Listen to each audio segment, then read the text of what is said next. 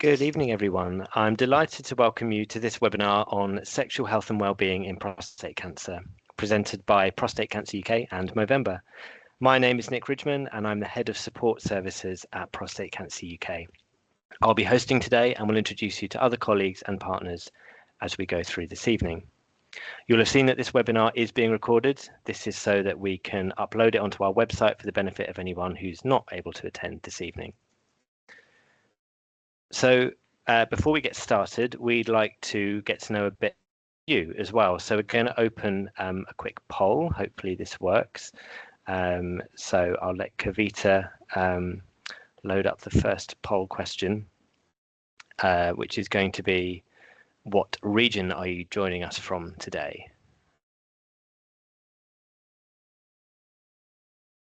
So I'll give you a few moments to chip in on that one.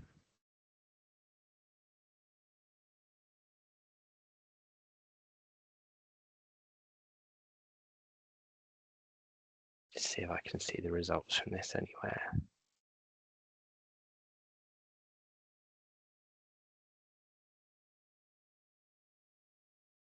Excellent. So good. It looks like we've got a nice spread there. Wonderful. So we will move then on to the next question, which is, what is your primary role in relation to prostate cancer or sexual well-being?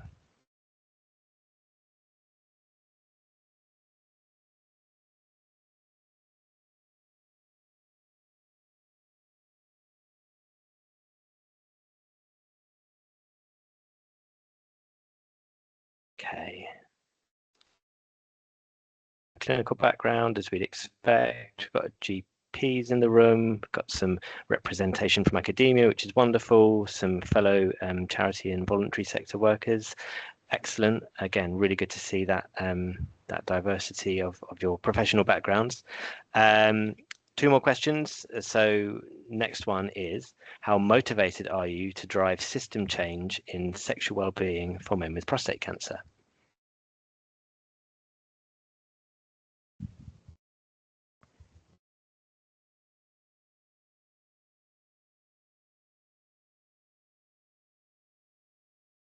Good. I'm glad that we're not seeing anyone in the not motivated section. They might be in the wrong webinar, but excellent. Lots of very and highly motivated attendees there, which is what we like to see. And then one more question before we move on. How prepared do you feel to drive system change in sexual well-being for men with prostate cancer?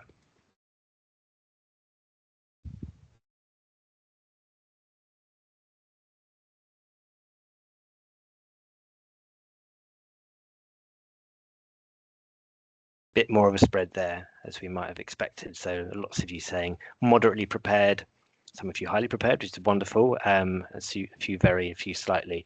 Excellent. Thank you. Thank you for your participation. Just really good to see what backgrounds everybody is coming in from there. So why have we brought you all together this evening? Prostate Cancer UK and Movember are long-standing partners with a track record of shifting the dial on prostate cancer care in the UK. Over the last few months, we've been developing a programme of work around sexual health and well-being, which we all know is an area in which men with prostate cancer have significant needs that are often unmet. This evening, we'll explore some of these unmet needs through lived experience and expert perspectives. We'll talk about the work Movember are doing globally to address sexual health and well-being in prostate cancer. And then we'll walk you through our programme of work, showing you how this unique collaboration will seek to solve some of the problems in the UK. So you'll hear about a new remote service to be developed as part of the collaboration and delivered by Prostate Cancer UK. A funding round to support quality improvement UK-wide and how you can apply to this, and an innovation working group. We'll wrap up with a Q&A. That will be your chance to ask any questions that you might have about our work and the opportunities available to you. We'll have the Q&A open throughout the event, so please feel free to leave your questions as we go along, and we'll do our best to answer all of them when we get to this section at the end. First, though, we're going to start by understanding the unmet needs that we've described from the perspective that matters the most, that of a man with prostate cancer. Both Prostate Cancer UK and Movember are committed to rooting our work in the experiences and needs of men, so we wanted to have a real story first to ground the rest of the webinar. Ian Greasby is one of the many inspirational supporters who power the work that we do at Prostate Cancer UK. Ian has movingly told his prostate cancer story many times for us, and I'm honoured that he sat down with me for a pre-record to talk about the impact of the disease on his sex life.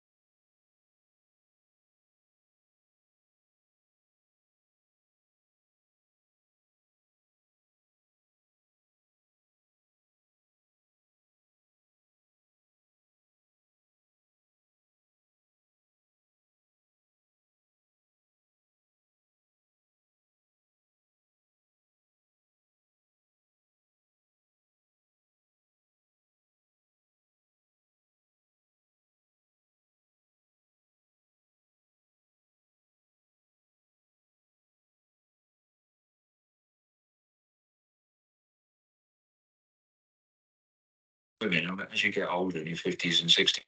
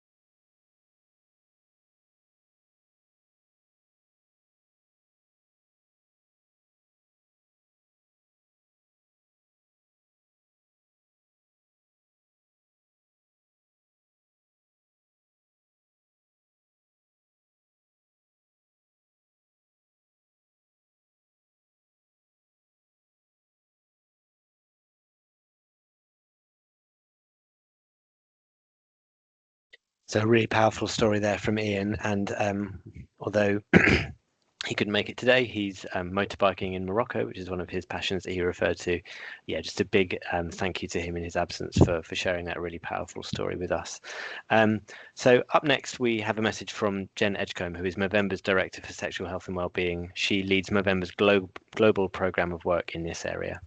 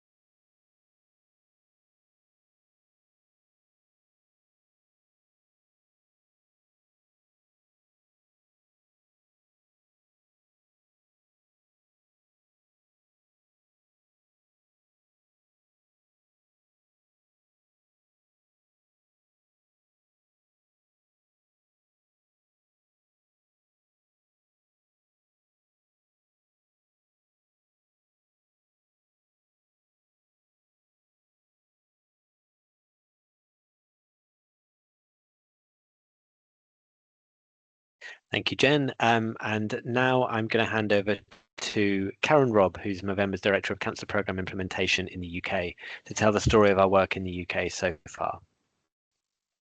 Thank you, Nick, and welcome everyone. And a huge thanks for joining us this evening to be with us and to be talking about the work that we're doing in the UK. I'm going to spend just a couple of minutes bringing you up to speed from the convening to now and talking just a little bit about three main things. A little bit around our advisory group and how we've worked with our excellent advisors. A little bit about some of the challenges and some of the pivots that we've made over the last year or so. And then just finally, some of the learnings. And you're going to meet our wonderful advisory group in a few minutes. But just to give you a little bit of background, Jen has really clearly, I think, articulated what we heard from the global convenings. And there was an incredible amount of consistency across the markets with what we were hearing when we were bringing people together to talk about sexual health care and prostate cancer.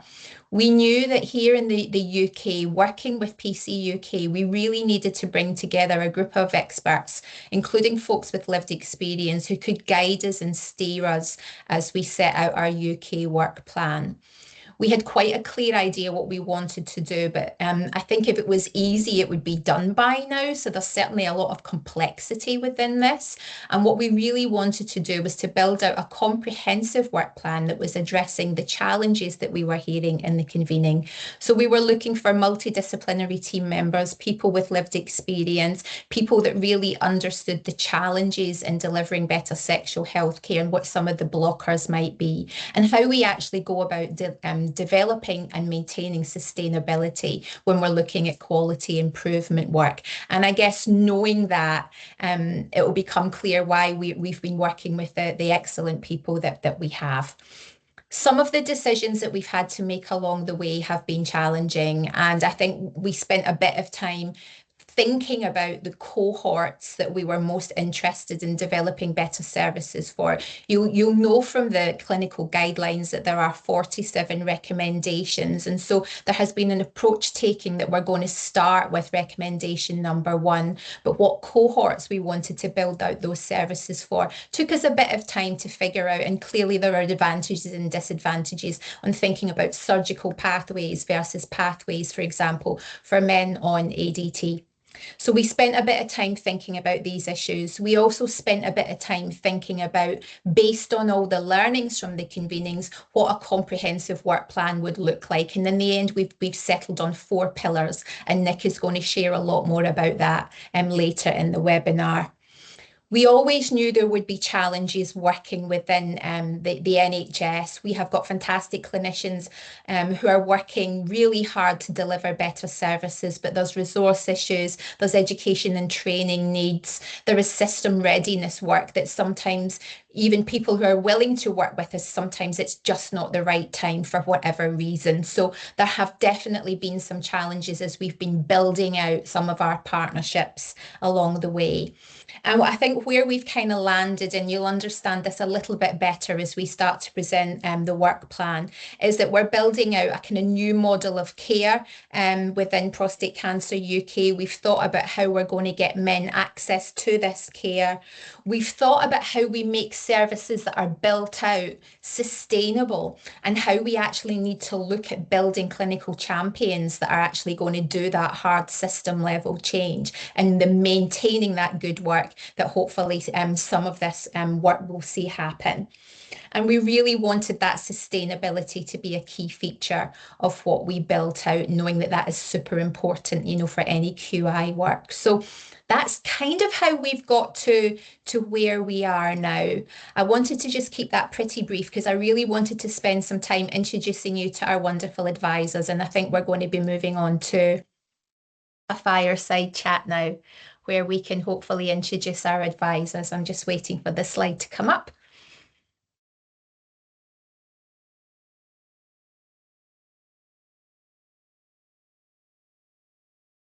Wonderful. So here they are.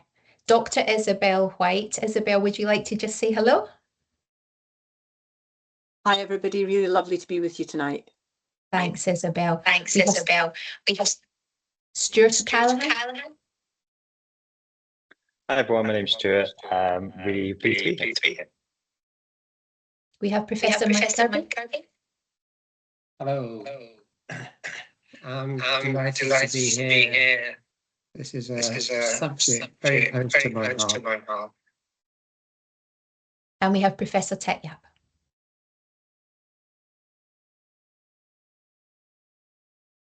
I think you're on mute, Tet. Hello, thank you for inviting me today, and thank you for being a part of this.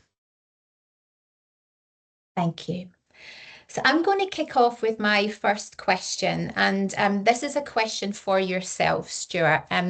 Your role as advisors has been really pivotal to the work that we've built out here in the UK. Can I just ask you to share with the webinar attendees tonight what prompted you to support this work, and what have you learned by doing this work over the last kind of 12 to 18 months? Thank you. Yeah, of course.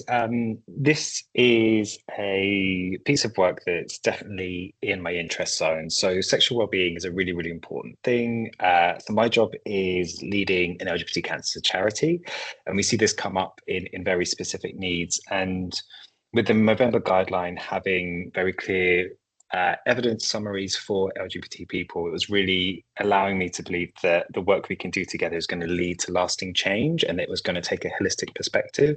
So in joining the work, I wanted to really speak truth into that, keep that voice in the room, keep that perspective. And although I don't have prostate cancer, I do have blood cancer. So bringing in as well the sort of patient view and also patient advocacy and small organizational view as well, so that it was quite interesting as someone leading a very small charity, how large charities work and how we can also inform each other's view when we're building frameworks, guidelines, documentation, so that things can be accessible to people at both ends of that scale of size. Fantastic, thank you very much. And the same question to yourself, Mike, if I may. What really prompted you to support this work, and what have you learned over the last 12 to 18 months? Having worked at the Prostate Centre in London for the last 15 years, looking after men who've been treated with surgery, radiotherapy, and androgen deprivation therapy, I'm very much aware of the real issues around sexual function. And of course, the treatment with androgen deprivation therapy puts them at risk of developing diabetes, getting hypertension, and increased vascular disease. So it's critically important that we take a holistic view of these patients, particularly around diet and lifestyle, which rarely gets discussed at clinical meetings. And we know there's really good evidence that both diet and exercise not only reduce the risk of the cancer coming back, if it comes back, it will be less aggressive. And also both those things improve erectile function. So it's well worth spending time with the patient discussing some of the things which are not entirely clinical. Thank you, Mike. I'm going to move on to my second question now, and I'm going to come to you, Isabel, for this one, if I may. We've had some difficult decisions to make as a team over the last kind of 12 to 18 months. What decisions do you think have been the most difficult and challenging for us to make, and why?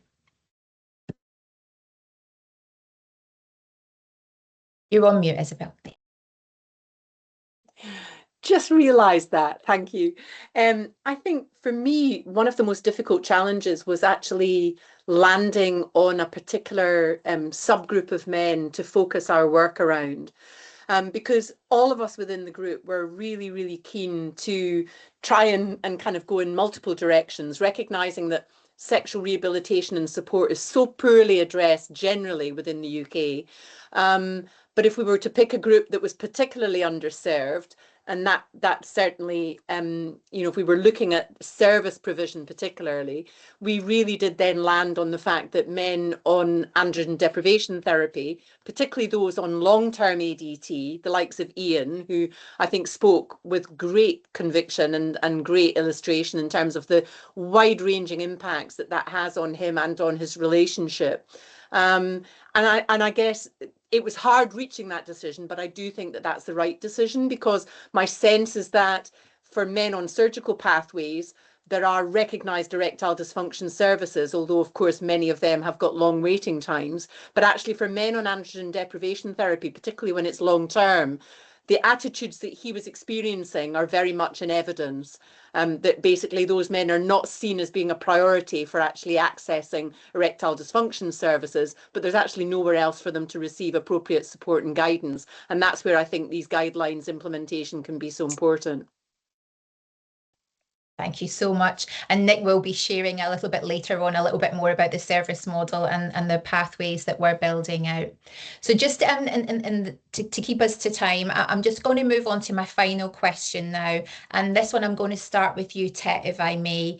In 2 to 3 years' time, how will we know that we've done great work? In other words, what impact do you hope that we're going to have?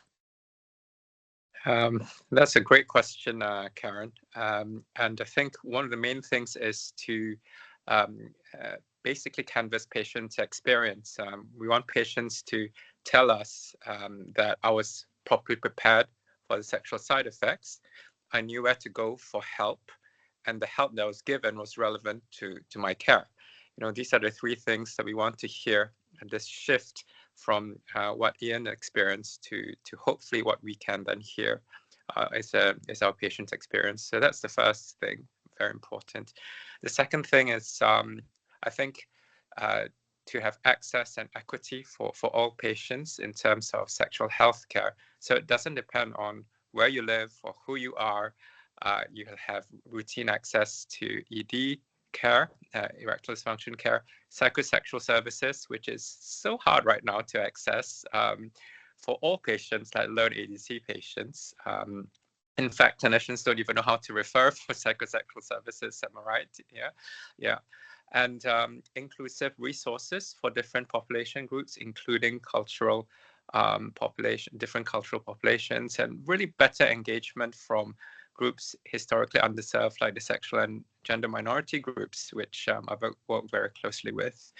The third thing would be to have measurable outcomes, to have real data showing improvement. So things like PROM collections, patient-reported outcome measures, using inclusive PROMs, which is what we're developing with Movember and Prostate Cancer UK, for all patients, including the sexual and gender minority patients, and to demonstrate these improvements across different sexual well-being scores, satisfactions in care, quality of life, things like that. So, and this has to be co-designed with patients, obviously. I think it's important to have digital resources for patients to then go to once we have these outcomes. So just having the outcomes alone is not enough. I think we should have access then for patients and clinicians to be able to say, okay, these are not good outcomes in our area. What can we do to improve things? And that's what also we're developing with Movember Prostate Cancer UK, digital resources for patients and for clinicians to do what's required as the next step. So that's what I think will be hopefully what happens in the next 3 years. Thank you. And can I just take this opportunity on behalf of myself and all the team just to really thank you all for the wonderful work that you've done advising and supporting this project. And we know we're just at the early stages of the implementation, and we really look forward to continuing to work with you. So thank you so much. And I'm just going to hand back to Nick. Thank you, Karen. And thank you to our wonderful advisory group for their insightful words just now, and all the support they've given over the last 18 months. Yeah, it's been fantastic working with you, and we're really looking forward to you supporting us through the next chapter of this. Just a reminder about the Q&A. There are questions that are coming to you either for us or for most of the panel. Isabel is an expert in demand and is hot sailing off to another webinar any moment, so unfortunately won't be on hand to answer questions later. But anyone else in the panel and or the team at Movember or Prostate Cancer UK, if you've got questions, just stick them in the chat. I think there might have been some audio issues, a bit of quiet on the audio from the pre-records. I do apologise for that. Hopefully all of us who are in the room live are coming through loud and clear. So now it's time to take you through the culmination of the work that we've done so far, our programme of work for around about the next 3 years. So our work plan is divided into, 4 pillars. One of the pillars is actually this webinar that you're on right now, but 3 remaining pillars thereafter. I'm going to take you through pillars 1 and 2 of the work plan and then hand to my colleague Kavita to explore pillar 3. So pillar 1 is our ambition to build an exciting new service. As many of you will know, at Prostate Cancer UK, we already deliver a range of information and support services to men affected by prostate cancer and their loved ones. So we have our specialist nurse-led helpline, we have our printed and online health information, PIF tick accredited, of course. We've got our one-to-one peer support service, and as of recently, we've brought the Prostate Cancer UK online community into the fold of our support services as well. Within our multidisciplinary specialist nurse team, we already have a group of nurses with special interests and backgrounds in sexual wellbeing and prostate cancer. They run an information and support service for anyone affected by prostate cancer to talk about their sexual wellbeing. And we're delighted that this partnership with Movember will allow us to build on the success of that service by developing a new bespoke service for men with advanced prostate cancer, starting on hormone therapy. The North Star guiding the development of this service will be Statement 1 of the Movember guidelines, which you can see there. And I do think it is worth, it's wordy, but I do think it's worth, because it's so important to the work that we're doing, it is worth just taking some time to absorb it. A clinician-initiated discussion should be conducted with the patient and the partner, if partnered and culturally appropriate, about realistic expectations of the impact of prostate cancer therapy on the patient's sexual function, the partner's sexual experience, and the couple's sexual relationship. The clinician should promote openness, inclusivity, consider cultural context, and tailor counselling to the specific needs of the patients who are heterosexual, gay, bisexual, identify as men who have sex with men, transgender women, and gender non-conforming individuals. So if you think about the ambition in that space, if you think about what good looks like and you compare that with the experiences that Ian had, I think that shows you the scale of the challenge here. We'll get to this point, service design process, which I'll touch on in a moment. But first of all, some essentials that we know we are working to. As I said, we're supporting men diagnosed with advanced prostate cancer who are starting on hormone therapy. And when I say starting on hormone therapy, we are seeking to intervene as early as possible in their pathway. We know that some men have their first hormone therapy injection the day their diagnosis is confirmed, so we won't always be able to meet that pre-treatment target, but timeliness is still. We also know that some of you may be working with patients who have been on hormone therapy for a little longer, so we're not absolutely kind of excluding that from our scope, but we know that we want to make as timely an intervention as possible, broadly speaking. This will be a nurse-led service, broadly following a psychoeducational approach.